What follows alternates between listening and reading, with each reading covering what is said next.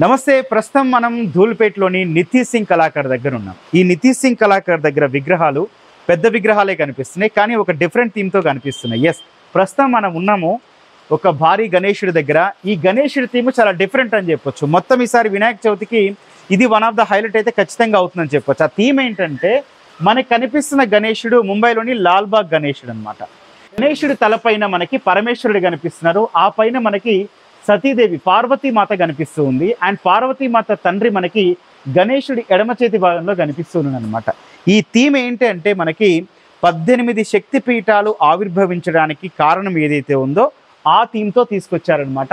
మనకి ఆ శక్తి పీఠాలకి సంబంధించిన ఏర్పడే థీమ్ తోటైతే ఇప్పుడు మనకి గణేశుడి పై భాగంలో ఆ 3 విగ్రహాలతో మనకి తీసుకురావడం జరిగింది. అండ్ గణేశుడి దగ్గరికి వస్తే మనకి చూడొచ్చు ఎంత భారీ గణేశుడు. ముంబైలో లాల్బాగ్లో గణేశుడు ఎట్లయితే ఉంటాడో సేమ్ అదే థీమ్తో ఇక్కడ మనం తీసుకొచ్చారు. అండ్ అట్లాగే ఆభరణాలు కూడా చూస్తే మనకి ఈసారి వినాయక చవితికి మనకి ప్రతి గణేశుడిని ఆల్మోస్ట్ కూడా మనకి ఒరిజినల్ పంచెలు కావచ్చు, అట్లాగే జ్యువెలరీ విషయంలో స్పెషల్ డిజైన్డ్ కుందన్ వర్క్స్తో పెట్టడం జరిగింది కదా. అండ్ కిరీటం చూడొచ్చు. ఫస్ట్ మనం కిరీటం దగ్గర మనకి ఆ సిల్వర్ కలర్లా కనిపించే ఒక పెరల్ అంటే ముత్యాలు, ఆ కలర్స్ కావచ్చు, ఇట్లా అదొక జ్యువెలరీ. అండ్ మనకి కొంచెం పక్కకు వచ్చేసరికి చెవుల్లో కూడా మనకి చెవులకు సంబంధించిన ఆభరణాలు ఇట్లా వేలాడుతున్నట్టయితే పెట్టారు. అండ్ తొండం దగ్గరకు వచ్చేసరికి తొండం మీద కూడా ఆల్రెడీ ఒక డిజైన్ వేసిన మళ్ళీ మనకి ఈ స్పెషల్గా మనకి ఈ కుందన్ వర్క్తో డిజైన్ చేశారనమాట. అట్లాగే మనకి కంఠాభరణాలు కావచ్చు, ఇట్లాగే భారీ ఆభరణం కావచ్చు, ఇది కూడా మనకి ఉదర భాగం వరకు ఇక్కడ డిజైన్ అయితే చేయడం జరిగింది. అండ్ చేతులకి ఆభరణాలు, మొత్తం 4 చేతులతో ఈ గణేశుడు ఉన్నారు.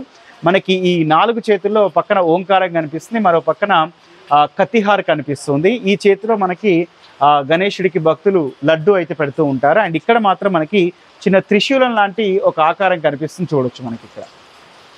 ఇది ముంబైలో సేమ్ లాల్బాగ్లో గణేశుడు ఉంటారు. అండ్ ఇక్కడ మనకి చూస్తే ఒక పక్కన సింహం కనిపిస్తూ ఉంది. అంటే మనకి సింహాసనం మీద కూర్చున్నారు గణేశుడు, కానీ ఒక పక్కన సింహం ఉంది, అట్లాగే మరో పక్కన వృషభం కనిపిస్తూ ఉందన్నమాట. మనకి ఇట్లా 2 డిజైన్లతో అయితే తీసుకురావడం అయితే జరిగింది. సో ఇక్కడ మనకి ఈ కళాకారు దగ్గర మనకి ఇది ఈసారి స్పెషల్ అని అయితే చెప్పొచ్చు. సో ఇదే లాల్బాగ్ గణేశుడికి సంబంధించిన ఇంకొక మోడల్ కూడా చూడొచ్చు. సేమ్ థీమ్, కాకపోతే ఏంటంటే ఇక్కడ కుందన్ వర్క్ రాలేదన్నమాట. సో మనకి ఆ కుందన్ వర్క్ వచ్చిన గణేష్ విగ్రహానికి ఈ విగ్రహానికి మనకి ప్రైస్ డిఫరెన్స్ కొంచెం దీనికి తక్కువగా ఉంటుంది. ఎవరన్నా మాకు కుందన్ వర్క్ వద్దు, మాకు ఈ గణేశుడు ఇలాగే కావాలంటే ఇలా ఇస్తారనమాట. అండ్ అదే ముంబై లాల్బాగ్ గణేశుడికి సంబంధించిన రూపంతో మనకి ఇంకొక థీమ్తో తీసుకొచ్చారు. ఇప్పటివరకు మనం చూసిన గణేశుడికి పైన పార్వతీ పరమేశ్వరుడు అట్లాగే పార్వతీ తండ్రి కూడా మనకి కనిపిస్తారు కదా, కానీ ఇక్కడ అట్లా కాదు. మనకి సింహాసనం మీద కూర్చున్న గణేశుడు వెనక ఒక పోడియం టైప్ వచ్చింది చూడండి. సింహాసనం కూడా మహారాజ్ ఎట్లయితే కూర్చుంటారో సేమ్ అదే పోడియం అయితే ఇక్కడ తీసుకురావడం జరిగింది. అండ్ దీనికి కూడా కుందన్ వర్క్ అయితే ఫిక్స్ చేయడం జరిగింది. అండ్ ఇక్కడున్న ఇంకొక గణేశుడి థీమ్ కూడా మనం చూద్దాము. మనకి లంబోదరుడు కూడా కనిపిస్తూ ఉన్నారు, చక్కగా భారీ కాయంతో. మనకి ఎట్లయితే గణేశుడి రూపం చూడగానే మనకి మైండ్లో మెదులుతుందో ఆ రూపంతో అయితే తీసుకురావడం జరిగింది. ఒక కిరీటం అట్లాగే తొండం మీద మనకి ఒక చిన్న డిజైన్ తీసుకొచ్చారు. అండ్ ఇక్కడ మనకు ఒక దండ, అట్లాగే మనకి బంగారు ఆభరణాలు కూడా తీసుకురావడం జరిగింది. అండ్ మనకి ఇక్కడ చేతిలో లడ్డు కూడా కనిపిస్తుంది. కొంచెం భారీ కాయంతో ఉన్న గణనాథుడని అయితే ఈ గణేశుడిని చెప్పొచ్చు.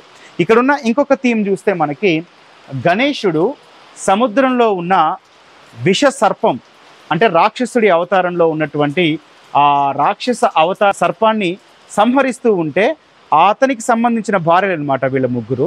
వీళ్ళు గణేశుడిని వేడుకుంటారు, దయచేసి చంపొద్దు అన్నట్టు వేడుకుంటారు. సో మనకి ఇట్లా 6 చేతులతో అయితే మనకి గణేశుడు కనిపిస్తున్నారు. వెనక గణేశుడు వెనక కూడా శేషనాగులు అన్నీ కూడా పడగ విప్పేసి ఉన్న థీమ్ అయితే కనిపిస్తూ ఉందన్నమాట. సో ఈ గణేశుడు కూడా నిలబడి ఉన్న గణేశుడు అని చెప్పొచ్చు. అండ్ ఈ గణేశుడు కూడా కొంచెం ఎంగేజ్ గణేశుడు అని చెప్పొచ్చు. ఎందుకంటే మనకు ఆ ఫేసులు కావచ్చు, లేకపోతే తొండం కావచ్చు, చేతులు కూడా అన్నీ కూడా చూస్తే మనకి కొంచెం యంగ్ రూపంలో అయితే కనిపిస్తూ ఉన్నాడు అనమాట. సో ఇక్కడ ఈ గణేశుడు, కానీ ఈ గణేశుడి చేతిలో మనకి సుదర్శన చక్రం ఉంది చూడొచ్చు. అంటే సుదర్శన చక్రం అంటే మన హిందూ ధర్మశాస్త్రం ప్రకారం ఏదైనా యుద్ధంలో సంహారానికి వెళ్తున్నప్పుడు ఆ దేవుడి చేతిలో ఖచ్చితంగా సుదర్శన చక్రం ఉంటుందన్నమాట.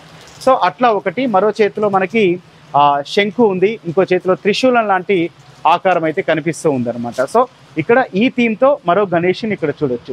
ఇక్కడ మరో థీమ్ చూద్దాం. మనకి గణేశుడు అంటే భారీయే కాకుండా కొంతమంది డిమాండ్ మేరకు వాళ్ళు ఏం కోరుకుంటారంటే మనకు ఒక మీడియం హైట్ కావాలి, మిగిలిన భారీ కాకుండా అని అంటూ ఉంటారు. సో వాళ్ళ కోసం ఒక మహారాజులాగా కానీ మూషిక వాహనం మీద వచ్చిన గణేశుడిని చూడొచ్చు ఇక్కడ మనకి. సో మూషికం మీద కూర్చున్న గణనాథుడు వస్తూ ఉంటాడు. అండ్ మూషికం చేతిలో కూడా మనకి ఒక ఆయుధం టైప్ కనిపిస్తుంది చూడండి అక్కడ రైట్ హ్యాండ్లో. సో అండ్ ఈ చేతిలో కూడా మరొక ఆయుధం అయితే కనిపిస్తూ ఉంది మనకి. ఇక్కడ మనకి గణేష్ మూర్తి దగ్గరికి వస్తే చూడండి ఎన్ని ఆయుధాలు ఉన్నాయో. 2 చేతుల్లో 2 ఖడ్గాలు కనిపిస్తూ ఉన్నాయి. సో ఇదొక ఖడ్గం, అట్లాగే అదో ఖడ్గం. ఇక్కడ తన తండ్రి ఆయుధమైనటువంటి త్రిశూలం కనిపిస్తూ ఉంది మనకి. ఒక చేత్తో ఆశీర్వదిస్తుంది. అట్లాగే తొండం కూడా డిఫరెంట్గా ఉంది చూడండి. మామూలుగా తొండం ఒక దగ్గరకు వచ్చి వంపు తిరిగి ఉంటుంది, కానీ ఇక్కడ మనకి ఆగ్రహంతో జనరల్గా మనకి ఏనుగుల్ని చూస్తూ ఉంటాం ఘీంకరించేటప్పుడు కావచ్చు, లేకపోతే దాడి చేసేటప్పుడు అటాక్ చేసేటప్పుడు ఏనుగు తొండం పైకి లేపుతుంది. సేమ్ అదే సింబాలిక్గా తీసుకొచ్చారు. అండ్ దీనికి కూడా మహారాజు రూపం ఇస్తూ ఫైనల్గా మనకి ఆ కుందన్ వర్క్ అయితే వచ్చి చాలా నీట్గా అయితే ఉంది.